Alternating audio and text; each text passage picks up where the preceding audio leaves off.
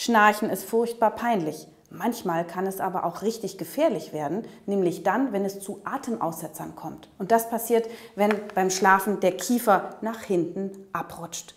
Dabei kann die Zunge dann die Atemwege verlegen, es kommt keine Luft mehr rein und der Mensch denkt nachts oder fühlt, dass er quasi erstickt. Am Ende kann es sogar lebensgefährlich sein. Was tun? Manchmal helfen kleine Hilfsmittel, wie zum Beispiel eine Schnarchschiene. Die verhindert dann, dass im Schlaf der Kiefer nach hinten unten abrutschen kann. Kleine Hilfe für ein großes Problem.